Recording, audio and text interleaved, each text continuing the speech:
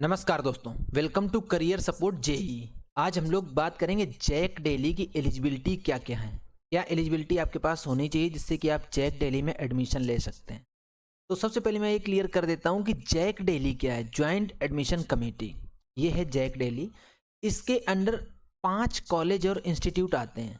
एक है triple IT daily, एक है डीटीयू, एनएसयूटी, आईजीडी-टीयूडब्ल्यू और डीएसयू। ये 5 यूनिवर्सिटी और इंस्टीट्यूट हैं जो जैक डेली के अंडर आते हैं। जब आप जैक डेली से काउंसलिंग कराओगे तो इन 5 इंस्टीट्यूट्स एंड यूनिवर्सिटी में आप एडमिशन ले सकते हो। तो द मोस्ट इंपॉर्टेंट कि आपकी एज लिमिट क्या होनी चाहिए। एज लिमिट, इसमें कोई एज लिमिट नहीं फिक्स है, ना मैक्सिमम एज लिमिट फिक्स है ना मिनिमम एज लिमिट फिक्स है। तो आप एज लिमिट को लेके बिल्कुल भी परेशान मत हो कि क्या एज लिमिट होनी चाहिए। अब आपकी बात आती है कि एलिजिबिलिटी क्या क्या होनी चाहिए, क्वालिफिकेशंस, एजुकेशनल क्वालिफिकेशन क्या होनी चाहिए जिससे कि आप इसमें एडमिशन ले सको। तो ट्रिपल आईटी दिल्ली की मैं बात करूंगा। इसमें क्या है, ट्वेल्थ में आपके ट्वेल्थ, सबसे पहले तो ट्वेल्थ आप किसी एक रिकॉग्नाइज बोर्ड से पास होने चाहिए जो कि इंडिया रिकॉग्नाइज करता हो। इसके बाद ट्वेल्थ में आपके 70% आर ग्रेटर देन, 5 सब्जेक्ट में एग्रीगेट 70% से या उससे ज़्यादा मार्क्स होने चाहिए। और मैथ्स में 70% या उससे ज़्यादा मार्क्स होने चाहिए आपके। ट्वेल्थ की बात कर रहा हूँ मैं। इसके बाद यहाँ पे एक चलता है bonus point. Triple IT Delhi में बोनस पॉइंट उन बच्चों को मिलता है जो sports, olympiad, culture, programming contest, इनमें जो पार्टिसिपेट करते हैं उनको कुछ बोनस पॉइंट मिलते हैं। और बाकी बच्चों को जेई मेंस का जो स्कोर कार्ड रहेगा आपका 2025 का, उसके बेस पे एडमिशन मिलेगा। एक तो आपके पास आप ये ट्वेल्थ की एलिजिबिलिटी को कंप्लीट करो, और दूसरा जो आप जेई मेंस 2025 का स्कोर कार्ड जो आप स्कोर करोगे उसके बेस पे आपको एडमिशन मिलेगा। लेकिन जिन बच्चों के पास स्पोर्ट्स, ओलंपियाड, कल्चर वगैरह इस तरीके का कुछ है एक्स्ट्रा करिकुलर एक्टिविटीज़ का, उनको बोनस पॉइंट मिलता है इसमें। अब रिजर्वेशन की बात कर लेते हैं। 5% रिजर्वेशन ओबीसी के लिए दिया गया है, जो कि 5% रिजर्वेशन मार्क्स में है। जैसे 75% बोल रहा है ना एग्रीगेट, तो ओबीसी को 65% चाहिए। एससी एसटी को 10% दिया गया, तो एससी एसटी को 60% चाहिए। ये तो बात हो गई ट्रिपल आईटी दिल्ली की। अब हम लोग बात करेंगे एक साथ में डीटीयू, एनएसयूटी, आईजीडी-टीयूडब्ल्यू और डीएसयू, क्योंकि इनकी लगभग एलिजिबिलिटी सेम है। जो थोड़ा थोड़ा सा स्लाइट चेंज है वो मैं आपको बताता जाऊंगा। एलिजिबिलिटी क्या है, ट्वेल्थ में आपके पास 60% एग्रीगेट मार्क्स होने चाहिए in PCM with English as a subject. English आपके पास एज अ सब्जेक्ट होना चाहिए।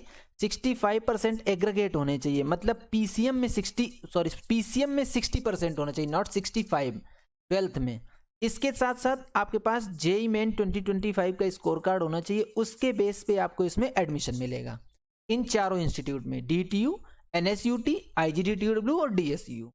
अब इनकी रिजर्वेशन पॉलिसी की बात करते हैं, तो इसमें एनएसयूटी में थोड़ा सा रिजर्वेशन पॉलिसी अलग है, और बाकी जो 3 इंस्टीट्यूट हैं आईजीडी-टीयूडब्ल्यू, डीटीयू और डीएसयू, इनकी रिजर्वेशन पॉलिसी अलग है।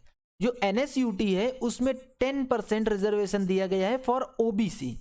अब ये 10% ओबीसी मार्क्स में है, जैसे मैंने बताया था ना पीछे ट्रिपल आईटी में, ऐसे ही मार्क्स में इसमें 60% बोलना है, तो यहाँ 10% आपको मिल जाएगा, तो ये 50% पे आ जाएगा। इसके बाद SC ST just need to pass in PCM. जो एससी एसटी कैंडिडेट हैं वो सिर्फ पीसीएम में पास हैं तो भी वो एनएसयूटी के लिए एलिजिबल है। अब बात करते हैं हम लोग आईजीडी-टीयूडब्ल्यू, डीटीयू और डीएसयू। देखो एनएसयूटी के कई कैंपस हैं और डीएसयू के भी कई कैंपस हैं। तो ये जो 3 इंस्टीट्यूट हैं आईजीडी-टीयूडब्ल्यू, डीटीयू, डीएसयू, इनमें रिजर्वेशन पॉलिसी ओबीसी को 5% का रिलैक्सेशन मिलेगा, एससी एसटी को 10% का रिलैक्सेशन मिलेगा मार्क्स में। अभी मार्क्स की बात हो रही है कंटिन्यू। अब जो आती है seat reservation policy, JAC Delhi है। जैक डेली बेसिकली दिल्ली के लिए बना हुआ है, मेन नाम ही दिल्ली है, लेकिन तो इसी वजह से इसमें थोड़ा सा रिजर्वेशन पॉलिसी एप्लीकेबल होती है। अभी दिल्ली नाम है तो ऐसा नहीं कि सिर्फ दिल्ली के बच्चों को एडमिशन देंगे, एडमिशन सारे बच्चों को मिलता है, लेकिन रिजर्वेशन पॉलिसी है। तो जो सीट रिजर्वेशन पॉलिसी, वो 85% सीट्स जो रिजर्व हैं वो दिल्ली रीजन कैंडिडेट के लिए हैं। तो ये दिल्ली रीजन क्या है, जिन बच्चों ने अपना 12th दिल्ली रीजन में जो स्कूल्स हैं उनसे पास किया है, दिल्ली रीजन में जो कॉलेजेस हैं, स्कूल्स हैं, जिन बच्चों ने उनसे 12th पास किया है वो दिल्ली रीजन के कंसीडर किए जाएंगे। उन बच्चों के लिए 85% सीट्स रिजर्व हैं। 15% सीट्स आउटसाइड दिल्ली हैं। आउटसाइड दिल्ली में ऑल ओवर इंडिया में कहीं से भी आपने किया हो रिकॉग्नाइज बोर्ड से 12th, तो वो आप इन 15% सीट के अगेंस्ट में एडमिशन ले सकते हो। काउंसलिंग शेड्यूल, अब ये एलिजिबिलिटी, सीट रिजर्वेशन सब कुछ कवर कर दिया।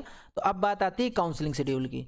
टेंटेटिवली काउंसलिंग शेड्यूल ये होता है कि मई एंड से जून एंड तक इसका चलता है, और मई एंड में स्टार्ट हो जाएगा। मेन स्टार्ट होने का इसका एक ही रीज़न होता है, जैसे ही जेई मेन का रिजल्ट आ जाएगा, स्कोर कार्ड आ जाएगा, और जेई मेन से स्कोर कार्ड आने के बाद काउंसलिंग स्टार्ट हो जाएगी सारे में, उसी के हिसाब से इसका काउंसलिंग शेड्यूल स्टार्ट हो जाता है। तो जो मोस्टली देखा गया है वो ये देखा गया है कि एंड में से स्टार्ट हो जाता है और फिर जून जुलाई ऐसे अगस्त तक चलता रहता है। तो ये था इसका पूरा शेड्यूल। आप लोगों को क्या करना है, सिर्फ जेई मेन में अच्छा स्कोर करो, बाकी एडमिशन के लिए टेंशन मत लो। एडमिशन कैसे कराना है, काउंसलिंग कैसे करानी है, वो सब मैं और मेरी टीम आपका कंप्लीट करवा देंगे। आप लोग मार्क्स अच्छा स्कोर करो। तो इसी तरीके की और वीडियोस पाने के लिए वीडियो को लाइक कीजिए, चैनल को सब्सक्राइब कीजिए, बेल आइकन दबा लीजिए, जिससे कि जैक डेली से रिलेटेड जो कुछ भी आपका अपडेट है वो आपको अपडेट मिलता रहे। तो आज की वीडियो यहीं तक, मिलेंगे नेक्स्ट वीडियो में नए डेटा के साथ। तब तक के लिए टाटा बाय बाय, जय हिंद।